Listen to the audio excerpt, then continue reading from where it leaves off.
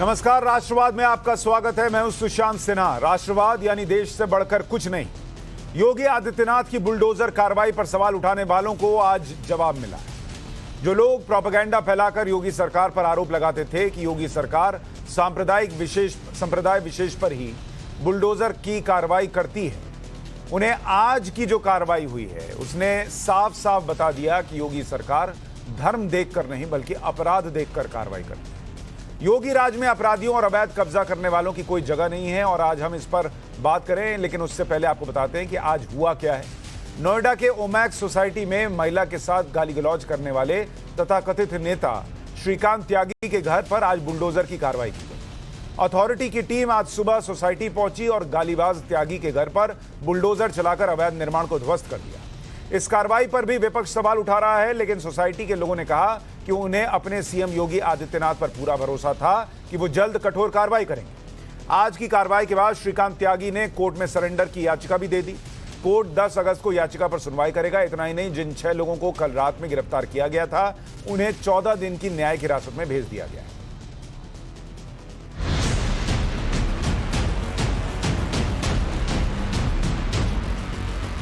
देखिए, बुलडोजर ने अपनी कार्रवाई शुरू कर दी है। जो पुलिस बल है वो यहाँ से मौके पे मौजूद लोगों को किनारे हटा रहे हैं और ये देखिए कि ये जो है पहला गिरा है, पहला जो उसका जो खंबा था उसे गिरा दिया गया है। यानी बुलडोजर एक एक करके इस पूरे अवैध निर्माण को हटाने में जुट चुका है।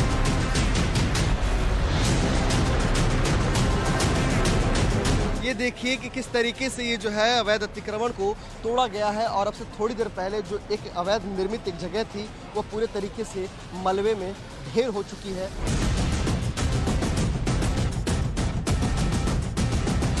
बहुत खुश है।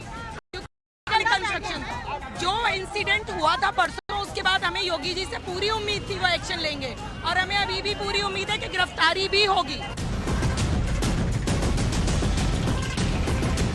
श्रीकांत त्यागी, जिसको लोग भाजपा का नेता कह रहे हैं, पहली बात तो वो नेता ही कहलाने लायक नहीं है। तो आज की ये कार्रवाई जो योगी आदित्यनाथ जी ने बुलडोजर चलवा के करवाई है, ये स्पष्ट कर देती है कि किसी के साथ भी फोटो खिंचवा करके संरक्षण नहीं पा सकते हो। ये सपा बसपा की सरकारें नहीं है जहां नेताओं के साथ फोटो आपको बचा सकती है।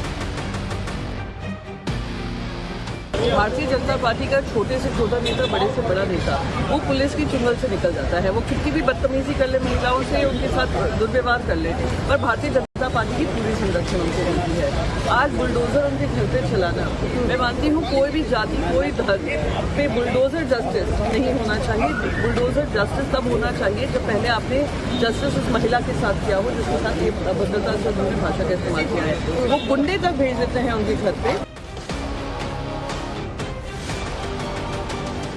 देखिए, योगी जी का स्पष्ट ये चीज़ है कि गुंडे और अपराधी उत्तर प्रदेश की ज़मीन पर गुंडाई नहीं कर सकते। गुंडाई करेंगे तो उनके खिलाफ कठोरतम कार्रवाई होगी। और इसका सबसे ताज़ी उदाहरण ये है कि 2 दिन पहले महिलाओं को गाली दिया, बहुत तत्पर किया और सरकार ने तुरंत आज ही सवेरे जो है बुलडोजर पहुँच।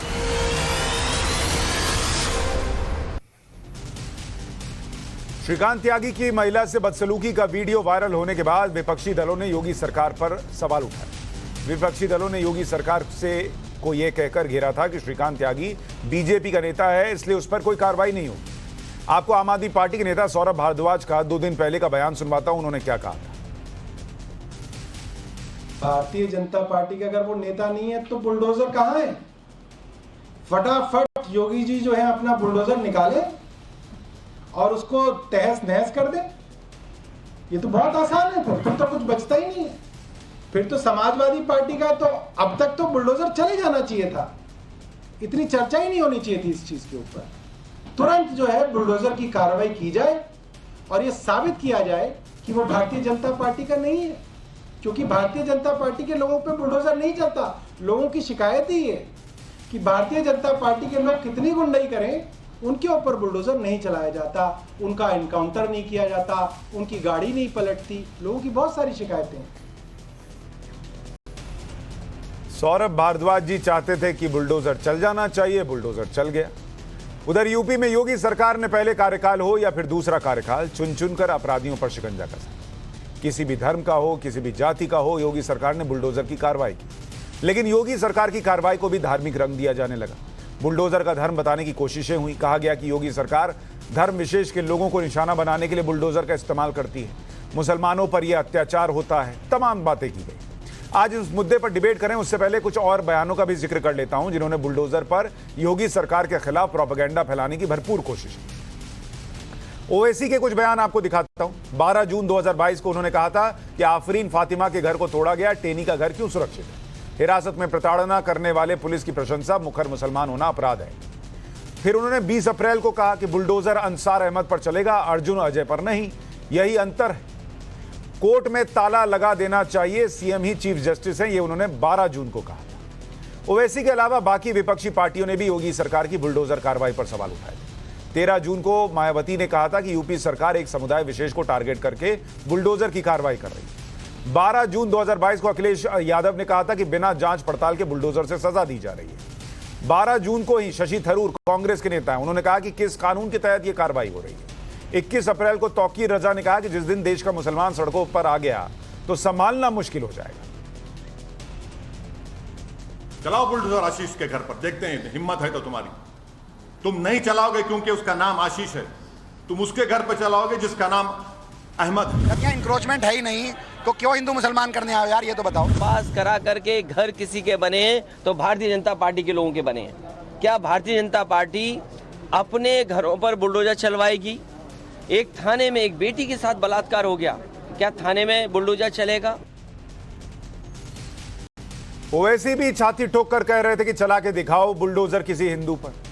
अब श्रीकांत त्यागी भी तो हिंदू ही है। ओवैसी कहते हैं कि सिर्फ अहमद या अनीश पर कार्रवाई होगी। क्या वो श्रीकांत त्यागी के घर हुई बुलडोजर की कार्रवाई पर कुछ बोलेंगे? क्या आज ओवैसी मानेंगे कि योगी सरकार की कार्रवाई सांप्रदायिक नहीं है? विपक्षी दल तो श्रीकांत त्यागी को बीजेपी का नेता बता रहे हैं। अगर विपक्ष की नजरों में श्रीकांत बीजेपी का नेता है तो फिर बीजेपी ने अपराध करने पर अपने ही नेता पर बुलडोजर की कार्रवाई कर दी, ये तो और बड़ी कार्रवाई हुई। फिर क्या विपक्षी दल इस बात को स्वीकार करेंगे या फिर सियासत के लिए इसी तरीके से सवाल उठाए जाते रहेंगे? ऐसे में राष्ट्रवाद में आज के सवाल ये कि मुसलमान नहीं अपराध देखता है बाबा का बुलडोजर पर प्रोपेगेंडा चलाने वालों को योगी ने चित किया। श्रीकांत त्यागी पर एक्शन, क्या ये नहीं है राजधर्म? बुलडोजर प्रोपेगेंडा वाले ओवैसी अब क्या बोलेंगे? और आपको ये भी बता दूं कि जो ओवैसी इतना चिल्लाते हैं उन्हीं के हैदराबाद में अभी एक हफ्ते पहले एक मस्जिद शहीद हुई है वहां पर, लेकिन उस पर आपने ओवैसी को बोलते कुछ सुना नहीं होगा। इस पर चर्चा करने के लिए हमारे साथ हर्षवर्धन त्रिपाठी वरिष्ठ पत्रकार जुड़ रहे हैं, डॉक्टर रिजवान अहमद वकील जुड़ रहे हैं हमारे साथ, अतीकुर रहमान इस्लामिक स्कॉलर हमारे साथ जुड़ रहे हैं और मुफ्ती मंजूर जियाई इस्लामिक स्कॉलर हमारे साथ हैं। आप सभी का बहुत बहुत स्वागत है। सबसे पहले रिजवान अहमद साहब, हमने अभी तक यही सुना ओवैसी से लेकर तमाम लोगों को कहते हुए कि मुसलमानों पर ही बुलडोजर चलता है। आपने किसी मुसलमान का नाम श्रीकांत त्यागी टाइप से सुना है क्या? और ये जो कार्रवाई हुई ये क्या दिखाता है? जय हिंद, वंदे मातरम। सुशांत भाई, ये भी सुना था कि मुसलमान के घरों पे बुलडोजर चलता है, पर एक और बात बड़ी इंटरेस्टिंग सुनी थी। मैं यही देख रहा हूं कि वो लोग अब कहां छुपे हैं। याद है ये हम लोगों को कानून पढ़ाया जाता था कि आप ऐसे नहीं चला सकते, संविधान खतरे में है, पहले शो कॉज दिखाओ, फिर नोटिस दिखाओ, फिर लोअर कोर्ट का सिविल कोर्ट का आदेश दिखाओ, उसके बाद गिराओ। ये नैरेटिव भी तो बताया गया था, याद होगा आपको। अब वो लोग कहां हैं भाई? यहां तो कोई नोटिस भी नहीं था, कोई शो कॉज भी नहीं था, यहां सिर्फ गुंडागर्दी थी। त्यागी ये भूल गया था कि ये योगी का प्रदेश है। और अगर आप कल्पना करिए, यहां तो गाली गलौज करी और एक धक्का दे दिया, धक्का जो देखने में आया है। आप कल्पना करिए कि इसके भेजे हुए गुंडे त्यागी के जो एक दिन बाद आए वो कहीं पत्थर चला देते, कहीं वो पेट्रोल बम चला देते तो क्या होता? तो शायद शुक्र है कि इसका नीचे का घर था, अगर ऊपर का होता तो पूरा माला ही गिरा दिया जाता। तो इन लोगों को अपनी अपनी ये जो आरोप लगाते हैं ये सोच समझ कर किसी भी सरकार पर लगाने चाहिए। लाभदारी वर्ग और कानून व्यवस्था, उत्तर प्रदेश में योगी जी के दो वो हैं करण अर्जुन, दायां हाथ बायां हाथ। क्या? लाभदारी वर्ग और कानून व्यवस्था। और इन दोनों चीजों को योगी जी कभी भी छिन भिन नहीं होने देंगे, चाहे सामने वाला कोई दुबे हो कानपुर का, या त्यागी हो, या रहमान हो, या रिजवान हो, गुंडागर्दी करोगे तो बुलडोजर चलेगा, और बिना नोटिस के चलेगा, और बिना हाईकोर्ट के आदेश के चलेगा। अब बताओ अतिकुर रहमान साहब, क्या ये जो कार्रवाई हुई, ये लॉ एंड ऑर्डर के हिसाब से जरूरी कार्रवाई है? इस पर तो अब कोई नहीं कह रहा कि भाई नोटिस दिया था, नहीं दिया था, ये हिंदुओं पर जो है उनको दबाने के लिए है, अत्याचार है या नहीं है। इस कार्रवाई का तो सब स्वागत कर रहे हैं, लेकिन इससे पहले कहा जाता रहा कि बुलडोजर सिर्फ मुसलमानों के घर की तरफ घूमता है, उन पर ही चलता है।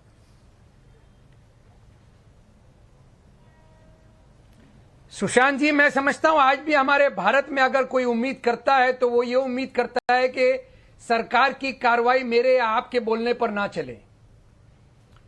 सबसे पहला पॉइंट इस मुद्दे को लेकर यह है सुशांत जी कि अगर किसी को बोलने का इस मुद्दे के ऊपर हक है तो वो उस लेडी को है जिस लेडी की इज्जत उतारी गई थी, उसकी उस इज्जत के साथ में खिलवाड़ किया गया था, रौंदा गया था, उसको पैनल पर होना चाहिए था। तीसरी इंपॉर्टेंट बात यह है कि इसी मुद्दे को लेकर सुप्रीम कोर्ट की गाइडलाइन क्या आई थी? दो important guideline, follow the rules और पार्टीजन नहीं दिखना चाहिए। तो अगर यह पार्टीजन दिखाई दे रहा है, अगर इसी के चलते विदाउट एनी नोटिस कि भाई उसने बीजेपी का लीडर होने का इल्जाम लगने के नाते उसका घर बुलडोज किया गया ताकि पीठ थपथपाई जाए, तो भी गलत है। सुप्रीम कोर्ट की दोनों गाइडलाइंस का वायलेशन हो रहा है। क्यों हुआ? तो अतिकुर रहमान साहब, अरे मैंने अतिकुर रहमान साहब अभी एक मिनट, अभी मैंने बाइट चलाई आम आदमी पार्टी के नेता की, सौरभ भारद्वाज की। उन्होंने कहा कि भैया अगर ये बीजेपी का नेता है, अगर नहीं है तो चलाओ उस पर बुलडोजर। वो तो चैलेंज दे रहे थे, अब चल गया तो आप कह रहे हैं इसलिए चला दिया क्योंकि वो बीजेपी का नेता है। ओवैसी छाती ठोक कर कहते थे कि अरे मोहम्मद पे चल जाएगा, उस पे चल जाएगा, लेकिन किसी संतोष पर नहीं चलेगा और किसी हिंदू का नाम लेकर। अब चल गया श्रीकांत त्यागी पर, तो अब आप कह रहे हैं कि उसमें भी गलत है। सुशांत जी, मैंने तो नहीं कहा कि वो बीजेपी का लीडर था, क्योंकि आधे लोग बोलते हैं कि भाई हमारे लीडर था, आधे बोलते हैं हमारा लीडर नहीं था। वो तो एक दूसरा मुद्दा हो गया ना। और अगर ओवैसी साहब कुछ पर आप कह रहे हैं ना सर कि इसलिए चला दिया क्योंकि बीजेपी का नेता था और जस्टिफाई करना था कि देखो हमने अपने नेता के ऊपर कार्रवाई कर दी। तो पीठ थपथपाने के लिए अगर चलाया तो गलत हुआ ना। मैंने तो दो सुप्रीम कोर्ट की गाइडलाइन आपके सामने अरे पर पीठ थपथपाने की क्या रूल? अरे भाई अतिकुर रहमान साहब, आप सुप्रीम कोर्ट की बात कर रहे हैं। उसी सुप्रीम कोर्ट ने क्या बोला कि हम ब्लैंकेट बैन नहीं लगा सकते बुलडोजर चलने पर। जहां गलत चीज है उस पर बुलडोजर चलेगा ही चलेगा, लेकिन उसके बावजूद माहौल बनाया गया कि सिर्फ मुसलमानों के घर पे बुलडोजर चलता है। नोटिस पीरियड खत्म किया जा रहा है आज से। आप ये बोलना चाह रहे हैं तो बोलिए ना, बीजेपी के स्पोक्स पर्सन से बुलवा दीजिए जो भी अगर आपके पैनल पर है कि आज से कोई नोटिस पीरियड फॉलो नहीं होगा। और वो दिन भी याद कर लीजिए जब एक चीफ मिनिस्टर उत्तर प्रदेश का पार्लियामेंट में आंसू रो रो के बच्चे की तरह चिल्ला रहा था, गुहार लगा रहा था कि मेरे साथ अन्याय हो रहा है, मेरा जीना हराम कर दिया गया है। कौन था वो? यही मान्यवर योगी जी थे। अरे अब आप कहां चले गए सर? कहां चले गए और कहां से कहां बात चली गई? ठीक है, हर्षवर्धन जी और जियाई साहब मैं आपके पास आऊं, उससे पहले रिजवान अहमद 10 सेकंड आप लीजिए, आप जो कहना चाह रहे हैं, फिर आ रहा हूं हर्षवर्धन जी आपके पास। गैस हमारी जो चाहेगा जाएंगे, जहां चाहेगा जाएंगे। नहीं, मैं तो अतिकुर रहमान साहब ये समझ नहीं पा रहा हूं। पहले नैरेटिव था कि खाली मुसलमानों पर चल रहा है, अब चल गया तो अरे ये तो दिखाने के लिए कि देखो बीजेपी का नेता था फिर भी हमने कार्रवाई कर दी। मतलब चित भी मेरी, पट भी मेरा, सिक्का जो है वो मेरे खानदान का, और सिक्का बनाने वाली फैक्ट्री जो है वो मेरी पुश्तैनी खानदान की, ये वाला हिसाब चल रहा है। मैं आ रहा हूं दूसरे मेहमानों पर। रिजवान अहमद आप छोटे में जवाब दीजिए, फिर आऊंगा दूसरों पर। सुशांत भाई, थैंक यू वेरी मच कि आपने शो में बुलाया, और ऐसी दलील मुझे सुनने को मिली एक पढ़े लिखे आदमी से, that I had a very good laugh, number 1। Number 2, अगर रिजवान अहमद किसी सड़क पर चिकवे की दुकान खोल लेंगे तो उनको वहां से हटवाने के लिए नोटिस देना जरूरी नहीं है, ये इस तथाकथित पढ़े लिखे व्यक्ति को बता दीजिए। ठीक है, हर्षवर्धन त्रिपाठी। देखिए सुशांत जी, अगर सबसे पर्सनल कोई कमेंट हुआ तो मुझे छोड़ना पड़ेगा। क्या कोई हुआ? पर्सनल कमेंट इस शैतान की तरफ से सुनाई नहीं दे मुझे। अरे भाई, इस उन्होंने आपको शैतान की इंटेलिजेंट तरफ से व्यक्ति कोई बोला है, आपको पर्सनल कुछ और कमेंट गाली थोड़ी सुनने दी है नहीं सर। बैठा हूं वो कह रहे हैं कि अगर ये कोई शैतान इलीगल है, कंस्ट्रक्शन कर रहा है शैतान। और सड़क पर इस दुकान लगा शैतान लेगा के तो साथ उसके लिए पहले तो नोटिस आप देना मुझे जरूरी बुलाया नहीं नहीं होता। करें। हर्षवर्धन त्रिपाठी, आप इस बोलिए। शैतान के साथ आप मुझे बुलाया ना अच्छा, करें, आप sorry। शैतान बोल रहे हैं, ये पर्सनल I कमेंट will नहीं have to leave है। it। अतीकुर रहमान साहब, आप शैतान बोल रहे हैं, ये पर्सनल कमेंट नहीं है। ये आप किसी को शैतान शैतान है। क्यों बोल रहे हैं? ये गलत बात इसकी है, हंसी ये गलत शैतानी बात है। है। फिर वो आपको पलट के बोलेंगे, फिर मैं नहीं रोक पाऊंगा। ये कोई बात है? I leave it। नहीं, आप चले जाइए, ये कोई बात है? आप सब जो है संत हैं और दूसरा शैतान है। ये कहां से आप लोग सर्टिफिकेट लेकर घूमते हैं भाई? मुझे समझ में नहीं आता है। गजब हिसाब चल रहा है इस देश के अंदर। जो आप बोले वो ठीक, जो दूसरा बोले वो शैतान हो जाता है, और वो आप संत बन के बैठ रहे हैं और दूसरा शैतान बन के बैठ रहा है। लॉजिक पे बात कीजिए ना, उन्होंने क्या गलत बोला? जाइए, क्या कर सकते हैं? हर्षवर्धन जी बोलिए, जिसको जाना जाए। देखिए सुशांत जी, उनका संकट समझिए। न तो वो रिजवान भाई के कहने से नाराज हुए हैं, न तो उनको कोई टिप्पणी बुरी लगी है। उनको गिल्ट फील हो गया, अपराध बोध हो गया आपके शो में आते तक। पहले वो कुछ और सोच के आए थे, लेकिन अब करें क्या, उनको कुछ सूझ नहीं रहा था। तो जब तर्क विहीन हो गए तो वो डिबेट छोड़कर चले गए। अब दुर्भाग्य इस देश का यही है कि अगर कोई सरकार, कोई शासन व्यवस्था अपराध के आधार पर कार्रवाई करती है तो उसको धर्म और जाति के एंगल से देखा जाता है। ये बहुत होता नहीं था भारत में। इसीलिए यहां सड़क पर कोई आप किसी धर्म के नाम पर कुछ स्ट्रक्चर बना लीजिए, बरसों बरस वो होता ऐसे था कि उसको छूना नहीं है, रास्ता बदल दो, ट्रेन का ट्रैक बदल दो। कोई अपराधी हो जाए तो उस बस्ती में इसलिए नहीं जाना है कि कोई पीड़ित तो हो जाएगा, कोई खड़ा हो जाएगा, कहेगा कि भाई हमारे साथ हिंदुस्तान में अत्याचार हो रहा है। और यहां तक कि मुझे याद है कि विकास दुबे जैसा जो अपराधी था, उसके ऊपर भी जब कार्रवाई होनी शुरू हुई तो लोगों ने कहा कि अरे योगी जी तो ब्राह्मण विरोधी हैं। लेकिन इन लोगों को यह भूल जाता है, समझ में नहीं आता है कि 21वीं शताब्दी है, हिंदुस्तान बदल चुका है, लोग चैतन्य हो चुके हैं और वो देखते हैं कि अपराध के खिलाफ एक शासन में बैठा हुआ व्यक्ति, एक मुख्यमंत्री, एक योगी, वो कार्रवाई करने में कोई भेदभाव नहीं करता है। और इसीलिए वो हिंदू मुसलमान हो, किसी जाति धर्म का हो, उसके खिलाफ उसी समभाव से कार्रवाई होती है। मुझे लगता है कि इसीलिए उस जो अपार्टमेंट है, उस अपार्टमेंट की महिलाएं जो कह रही हैं, उनकी बात सुन लीजिए तो समझ में आ जाएगा कि वो किस तरह से इस पर प्रतिक्रिया दे रहे हैं। जियाई साहब, मुझे ये बताइए, इस देश के मुसलमान भाइयों को कब समझ में आएगा कि उनके दिमाग में ये बोलकर जहर भरा जाता है कि देखो सिर्फ तुम्हारे घर की तरफ बुलडोजर मुड़ता है। आपके सामने उदाहरण है सर, यमुना एक्सप्रेसवे के पास जितने हाई सोसाइटी कह लीजिए या वो कह लीजिए आप बड़े बड़े फार्म हाउसेस थे, उन पे बुलडोजर चल गया, हिंदुओं पर चल गया, ये श्रीकांत त्यागी के घर पर चल गया, लाउडस्पीकर मस्जिद से उतरा तो मंदिरों से भी उतार दिया गया। अयोध्या में मांस फेंककर हिंसा फैलाने की कोशिश करने वाले लोग या हंगामा कराने की कोशिश करने वाले लोग हिंदू निकले तो उन पे एनएसए लग गया। सब पर बराबर से कार्रवाई हो रही है। फिर भी अगर ये कोई नैरेटिव मानने को तैयार हो जाए कि बुलडोजर जो है वो सिर्फ मुसलमान के घर की तरफ मुड़ रहा है, तो उसका क्या इलाज है? आपका ऑडियो नहीं आ रहा है सुशांत साहब, इस बात को समझना है। मेरी आवाज आ रही है? हाँ, अब आ रही है। सुशांत साहब, इस बात को हमें समझने की जरूरत है कि कानून का जो दायरा है मुल्क के अंदर में सबके लिए एक है। इस बात को बावर कर लेना चाहिए हर शख्स को कि कानून के तई उनकी उपासदारी होनी चाहिए और कानून को बालाए ताक कभी नहीं रखा जाना चाहिए। वकील साहब ने जो, हर्षवर्धन साहब ने जो बात रखी है, इस बात में दो बातें सामने वाज़ेह हो जाती हैं। हम चाहते हैं कि मुल्क के अंदर में होने वाले गैर कानूनी हर काम को रोका जाए, और अगर योगी जी कर रहे हैं तो ये बहुत खुशाइंद है। लेकिन इस बात को भी समझना पड़ेगा कि जब जब इस तरीके के मामला सामने आए हैं आपके, तो कहीं ना कहीं एक समुदाय के लोगों के अंदर में ये भावनाओं को जगाने के लिए कुछ लेफ्टिस्ट पार्टियां और दूसरी कुछ पार्टियां अपनी सियासी रोटियां सेकने की हर मुमकिन इन्होंने कोशिश किया है। लेकिन अगर इसी तरीके से जैसे कि कार्रवाई कल हुई है और आने वाले दिनों में होनी है, अगर ऐसी ही कार्रवाई होती रहेगी तो आप अच्छा काम करिए, तो यकीनन है कि मैसेज खुले आम सबके सामने वो पहुंच जाएगा जो देश का मैसेज है, जो कि आम जन का मैसेज है। जियाई भाई, मुझे ये बताइए, जियाई भाई मुझे ये बताइए, असदुद्दीन ओवैसी आज की डेट में कई जगहों पर मैं देखता हूं, वो जाते हैं, बोलने के लिए जाते हैं, मुसलमानों की पूरी भीड़ जमा हो जाती है।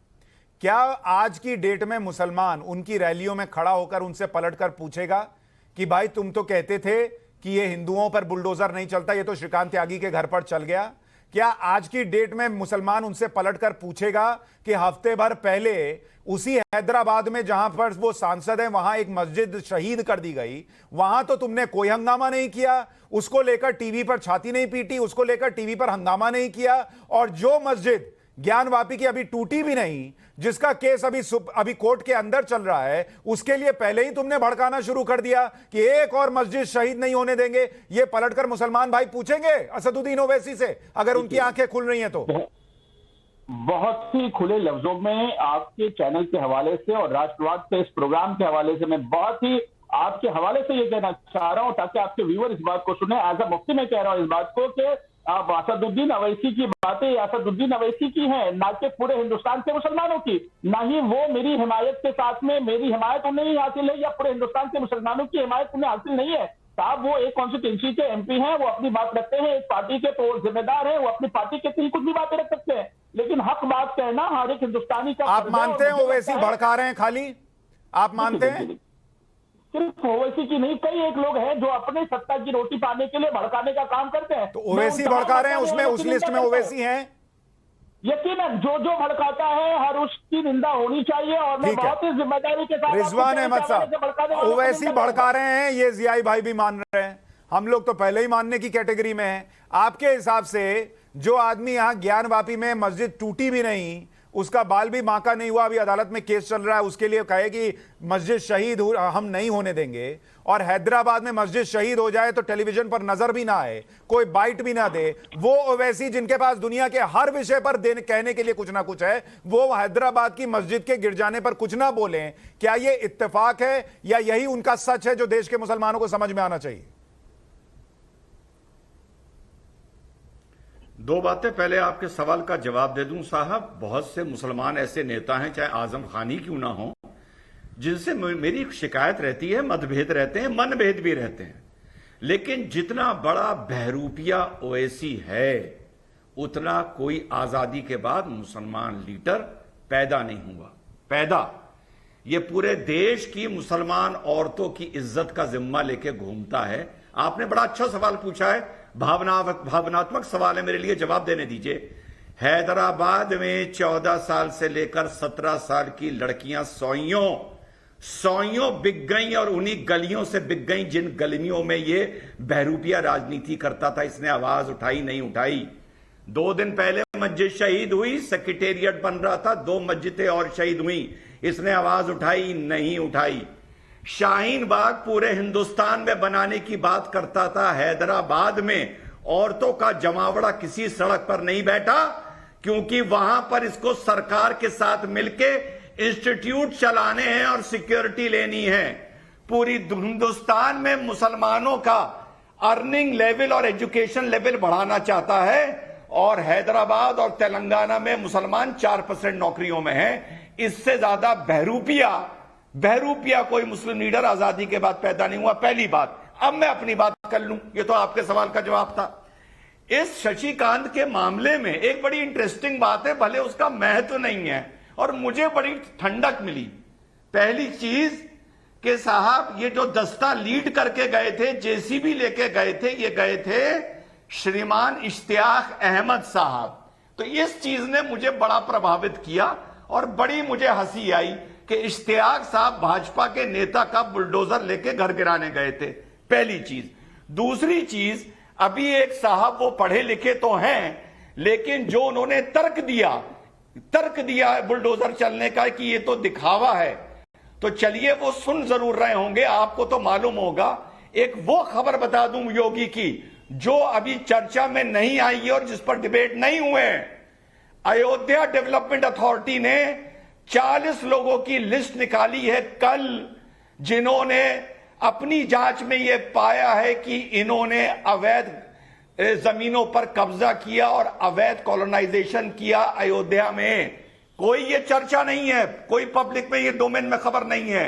उसमें आपको तो पता होगा नाम किसके हैं, वेद प्रकाश गुप्ता, कौन, एमएलए बीजेपी।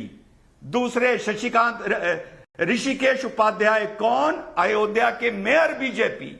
और रिपोर्ट ये एक एडीएम ने दी है क्या आप क्या सोचते हैं कि यह बात योगी जी को पता नहीं होगी कि ऐसी रिपोर्ट आने वाली है? आई, और अब एक्शन होगा, क्योंकि ये रिपोर्ट कल ही आई है। तो फिर मैं बताता हूं, हर बार मातम करना छोड़ो। अगर कोई योगी अच्छा काम कर रहा है सलाम करो, नीति कोई खराब है तो प्रोटेस्ट करो। हमेशा शेर आया करते रहोगे तो जब जायज बात पर भी प्रोटेस्ट करोगे तुम्हारे साथ कोई खड़ा नहीं होगा। हर्षवर्धन जी, ये बातें जो हैं ये पब्लिक डोमेन में सबके सामने है। क्या आपको लग रहा है कि यूपी के आप भी यूपी से हैं, रिजवान भाई भी यूपी से हैं, क्या मैं तो देश की अभी छोड़ देता हूं, मैं कह रहा हूं सिर्फ उत्तर प्रदेश के मुसलमानों को यह समझ में आ रहा है कि योगी मॉडल में हिंदू मुसलमान अमीर गरीब का हिसाब नहीं चल रहा, सब पे बराबर से कार्रवाई हो रही है? देखिए, समझ में तो सबको बहुत ठीक से आ रहा है और समझ में ना आने की कोई वजह नहीं है, क्योंकि जब से ये सरकार आई है, चाहे पहला कार्यकाल रहा हो चाहे अभी दूसरा कार्यकाल हो, सबसे पहला काम हुआ कि अपराधी चाहे जो हो, हिंदू मुसलमान छोड़िए, जाति छोड़िए, क्षेत्र छोड़िए, किसी भी अपराधी को योगी सरकार में छोड़ा नहीं गया। और वो अपराधी किस तरह से, वो सबको याद करना चाहिए कि मुख्तार अंसारी को, जो उत्तर प्रदेश का अपराधी है, टॉप हिस्ट्री शीटर्स की लिस्ट में नंबर 1 पर है, उसको पकड़कर एक बहुत मामूली से अपराध में कहां बंद किया जाता है? पंजाब में, क्योंकि कांग्रेस की वहां सरकार थी और उसको ले आने के लिए बाकायदा सुप्रीम कोर्ट के जरिए उसको लाना पड़ता है उत्तर प्रदेश की सरकार को। अब इसके बावजूद अगर किसी को भ्रम हो तो मैं तो यही कहूंगा कि जो आंख बंद करके सोने का अभिनय कर रहा हो उसका कुछ आप कर नहीं सकते। लेकिन यहां तो राजनीतिक तौर पर जाति, धर्म, क्षेत्र, सब के आधार पर, और मैं कह रहा हूं कि इससे बेहतर क्या होगा। मैं अभी संतुष्ट नहीं हूं जो श्रीकांत त्यागी के मामले में कार्रवाई हुई है, क्योंकि वो अभी तक गिरफ्तार नहीं हुआ है। कौन पुलिस वाले या कौन अधिकारी बचा रहा है उसकी भी बात होनी चाहिए। लेकिन गैंगस्टर एक्ट लग गया, बुलडोजर चल गया, उसकी गाड़ियां उठा ली गई, और जो सबसे बड़ी बात है कि ये कार्रवाई होते हुए हम देख रहे हैं अपनी आंखों के सामने से। ऐसा नहीं कि कहा गया कि ये हो जाएगा, ये सब कुछ हो रहा है। तो मुझे लगता है कि हिंदू हो या मुसलमान, उसको ये बात समझनी चाहिए कि अगर उत्तर प्रदेश कानून व्यवस्था के मामले में इतना बेहतर हुआ है तो हम लोग उसके साथ खड़े हों, सरकार के अच्छे कामों की प्रशंसा किए, गलत हो तो उसका जमकर विरोध करें। मेहरुद्दीन अंग्रेज साहब, क्या देश के मुसलमान को समझ में आ रहा है योगी मॉडल, जिसमें हिंदू मुसलमान होता तो नहीं दिख रहा, लेकिन एक ओवैसी मॉडल भी है जिसमें ज्ञानवापी की को लेकर तो बड़ा हंगामा है कि एक और मस्जिद शहीद नहीं होने देंगे, लेकिन उन्हीं के हैदराबाद में मस्जिद गिरा दी जाए तो कोई आवाज नहीं निकलती क्योंकि वहां मुख्यमंत्री केसीआर है। देखिए जी सुशांत जी, मैं आपसे कहना चाहूंगा कि ये जो कार्रवाई हुई है ना उसके त्यागी के खिलाफ, ये कार्रवाई नहीं हुई तरीके से, उसका पूरा मकान ढाना चाहिए था, उसको तो एक छज्जे ढाया गया। मकान कैसे ढाएगा? कल से बात कर रहे हैं आप, मकान कैसे ढह जाएगा? सोसाइटी का ग्राउंड फ्लोर है भाई, ग्राउंड फ्लोर का मकान ढा देंगे, मतलब कुछ लॉजिक नाम की चीज है। दोस्त किया था योगी के बुलडोजर ने, ऐसे ही त्यागी के मकान को दोस्त। अरे भाई, तुम मकान गलत जगह पे थोड़ी बना हुआ है, मकान बाहर इंक्रोचमेंट था वो तोड़ दिया, मकान कैसे तोड़ देंगे? नीचे से खाली कर देंगे और ऊपर से बिल्डिंग गिर जाए क्या सर? वाराणसी में जावेद का मकान क्यों तोड़ा गया था बताइए? अरे भाई 6-8 फ्लोर की बिल्डिंग है, आप कह रहे नीचे से माला काट दो। सुनिए, फिर खरगोन में लोगों के मकान दुकान क्यों तोड़ी गई? उन्हें तो जमीन ये बकरा थोड़ी कट रहा है, पिछला राम काट दिया और बाकी छोड़ दिया। मकान है सर, जो इंक्रोचमेंट है उसमें उसी पे कार्रवाई होगी। यही तो सरकार भेदभाव कर रही है, इसमें तो भेदभाव हो रहा है। सुशांत जी, आपको हंसी आ रही है? आप लॉजिक ऐसा दे रहे हैं अंग्रेज साहब, मैं क्या बोल रहा हूं? ये तो ना कि उसका घर को उजाड़ देने का काम कहां से सरकारों के हैं, बताइए आप। रिजवान अहमद साहब, इंक्रोचमेंट तोड़ने की बजाय इनके हिसाब से पूरा घर तोड़ देना था और वो जो सोसाइटी है उसमें नीचे से ग्राउंड फ्लोर काट के निकाल देना था। बिल्कुल चाहिए। अरे सील कर दिया, चलो कोई नहीं तोड़ नहीं सकते, तो आपके पास सील कर दीजिए। जोकर जो लड़के, हेलो भाई, ये रिजवान जो जोकर है, ये जोकरगिरी। अच्छा मेहरुद्दीन, मैं पूछ रिजवान अहमद साहब, फिल्मों में अब उनको बोलने तो दीजिए। रिजवान अहमद बोलिए, ये कार्रवाई काफी नहीं है इनके हिसाब से, ग्राउंड फ्लोर काट देना था।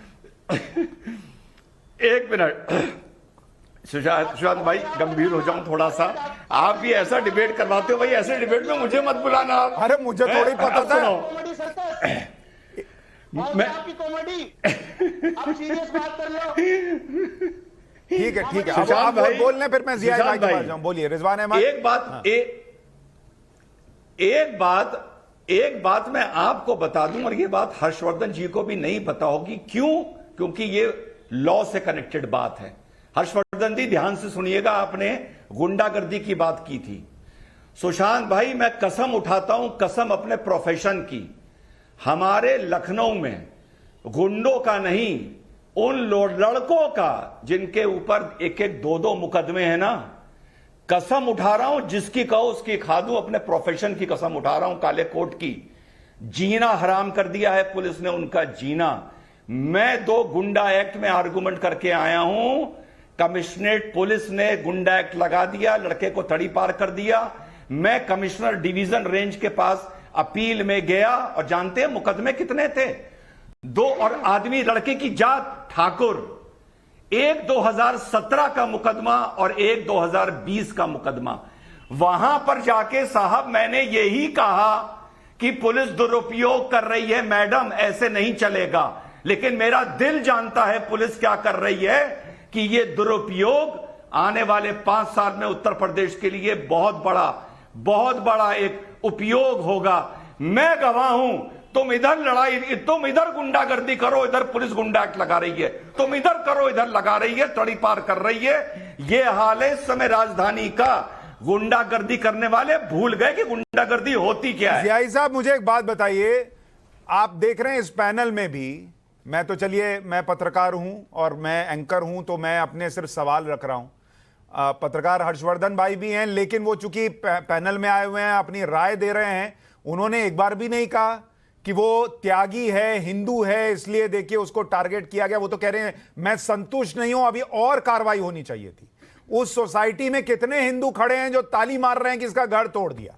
लेकिन यही अगर बुलडोजर किसी मुसलमान के इंक्रोचमेंट वाले एरिया पर चल जाए तो इतने लोग खड़े हो जाते हैं सर, कि दिक्कत वहां खड़ी होती है। उसको लगने लगता है कि मैंने शायद ठीक किया और मेरे साथ लोग खड़े होंगे। यहां उसको लगने नहीं दिया जा रहा है कि तुम्हारे साथ लोग खड़े होंगे, मतलब सामान्य लोग। देखिए, ऐसा है सुशांत साहब कि मुल्क के अंदर में एक दूसरे के तय मोहब्बतों का इजहार बहुत है, और गलत को गलत कहने वाले लोग उसमें हमारे हिंदू भाई, मुसलमान भाई सभी हैं। चूंकि वो एक्सेप्ट करते हैं इन चीजों को कि सच्चाई क्या है और बुराई क्या है। बुराई की कोई जगह नहीं है मुल्क के अंदर में, क्योंकि यहाँ के लोगों ने सच्चाई को एक्सेप्ट करके रखा है, चाहे वो हिंदू हो मुसलमान हो।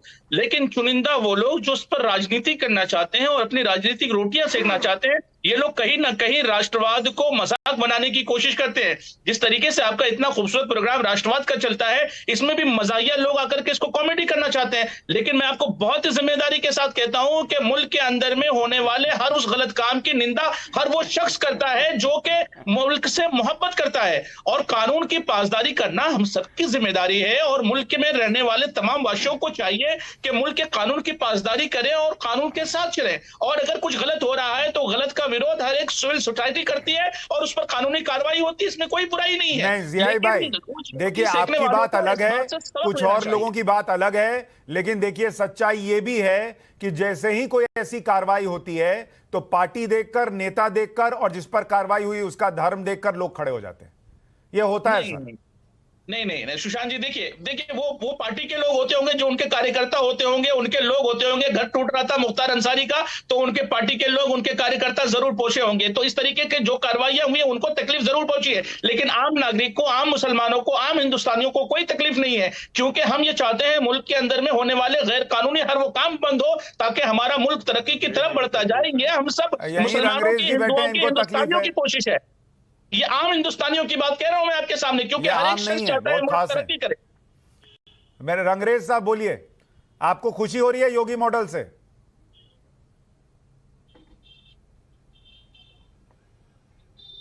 रंगरेज भाई, आवाज आ रही है? मेहरुद्दीन रंगरेज साहब, आवाज जा रही है आपको?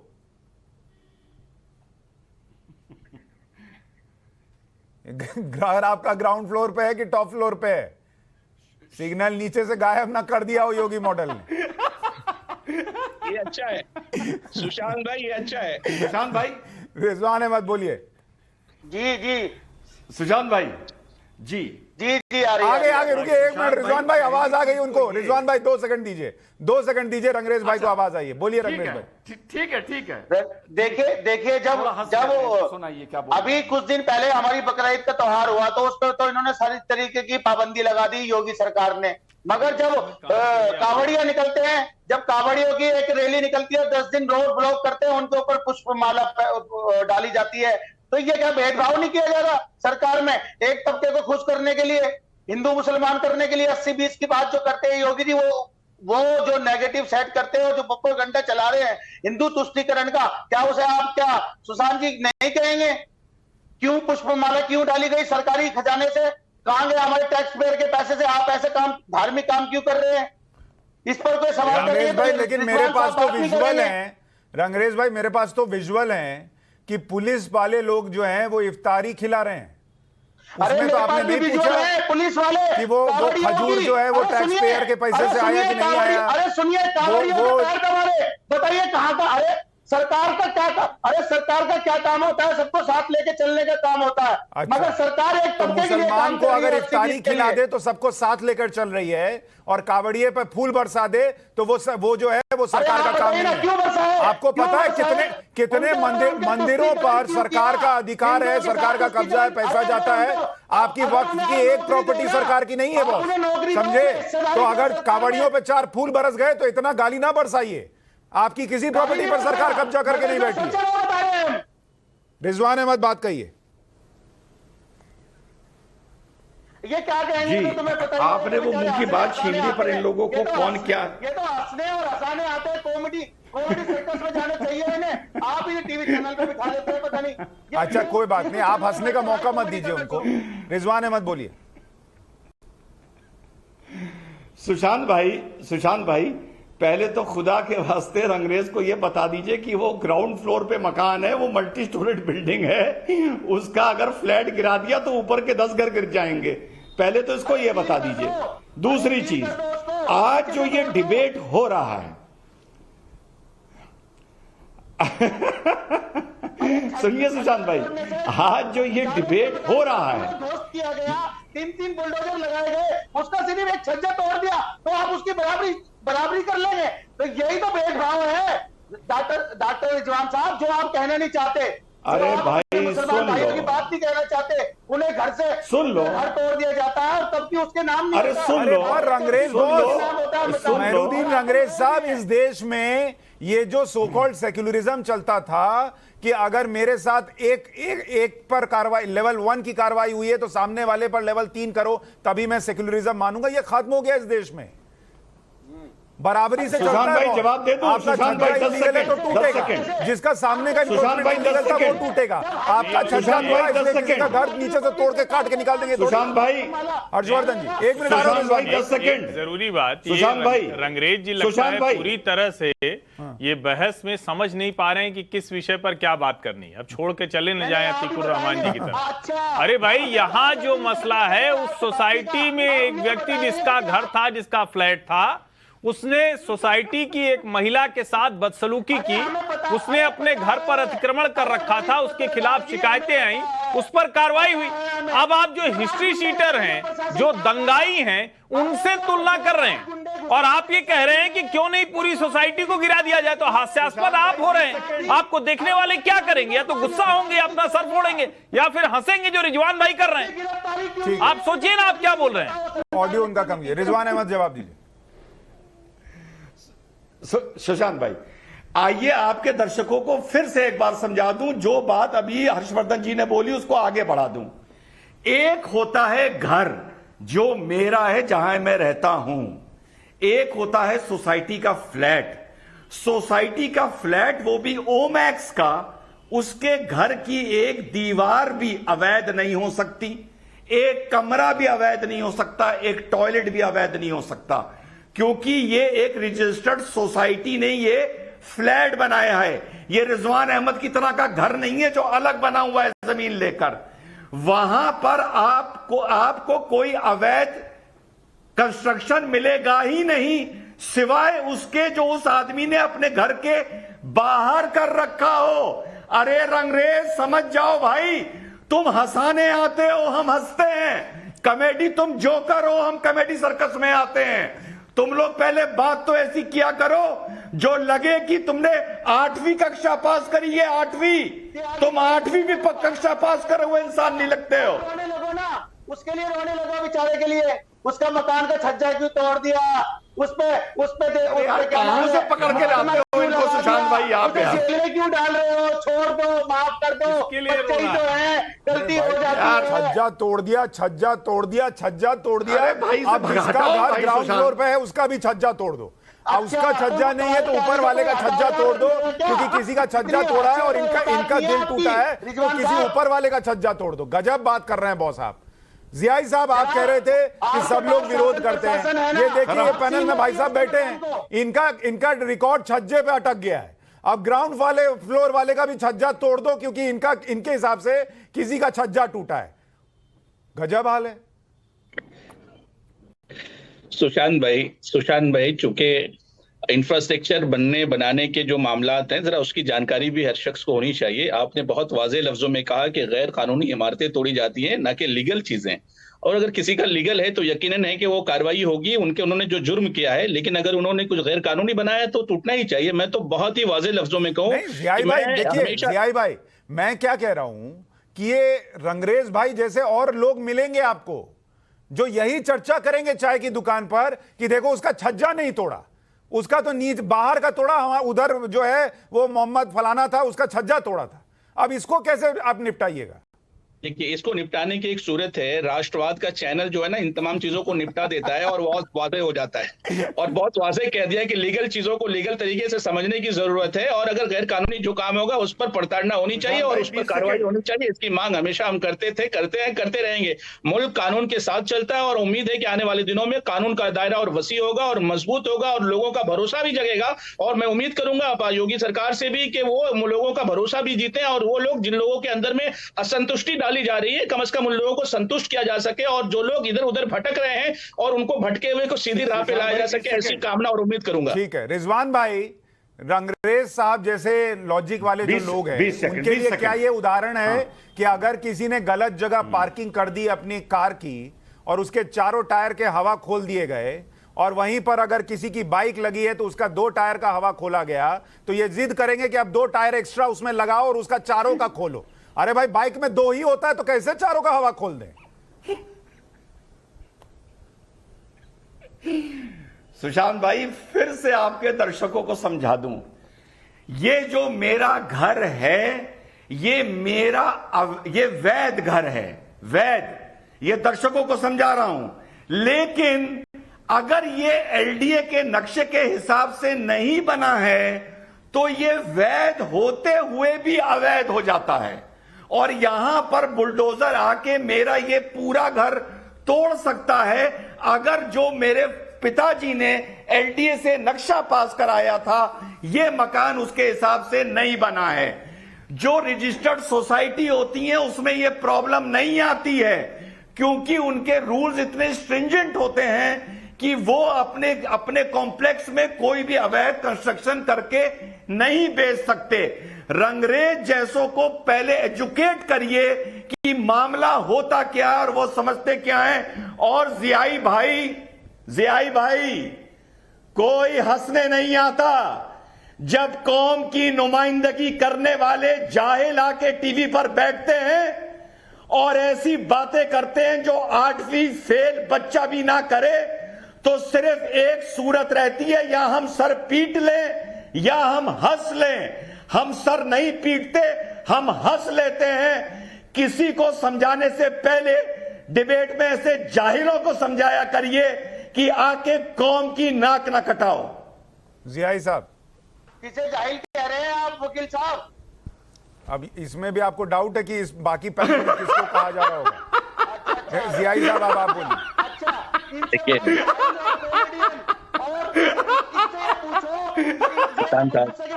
जियाई साहब बोलिए, जियाई साहब बोलिए। सुशांत साहब, बहुत ही वाज़ेह पैगाम राष्ट्रवाद के चैनल के हवाले से पूरे मुल्क को जाना चाहिए कि मुल्क में कानून का राज था, है और रहेगा। और अगर किसी को असंतुष्टि है, वो संतुष्ट नहीं हो पा रहे हैं, तो उन्हें संतुष्ट हो लेना चाहिए। और अगर कोई कमियां लगती हैं तो योगी सरकार उन सबको संतुष्ट जरूर करेगी। मैं उम्मीद करता हूं कि आने वाले दिनों में लोगों के अंदर में जो आशंकाएं हैं वो तमाम शंकाएं दूर हो जाएंगी और दिलों को इत्मीनान हो जाएगा कि दोनों के साथ एक सा सलूक होगा। और ये इत्मीनान दिलाना बहुत जरूरी है, और ताकि मुल्क भी आगे बढ़े और उत्तर प्रदेश आगे बढ़े। मैं चाहता हूं कि आने वाले दिनों में इंफ्रास्ट्रक्चर उत्तर प्रदेश का अच्छा हो, बाहर से और फंड आए मिडिल ईस्ट से, इसकी कामना करते हुए ये जरूर दुआ करूंगा कि आने वाले दिनों में कोई भी भेदभाव नहीं होगा। और जो उम्मीद कर ऐसा लगता है जिसको भेदभाव हो रहा है तो उसके जो दिलों में असंतोष है ना, संतोष में तब्दील हो जाए, इस बात की जरूर दुआ करूंगा। हर्षवर्धन जी, आपको लगता है कि ये पॉसिबल है कि ये यकीन दिला दे? मुझे तो 8 साल में ये होता हुआ नहीं दिखा। लोगों को शौचालय मिल गया, लेकिन फिर भी लगता है मुसलमान के लिए कुछ नहीं हो रहा।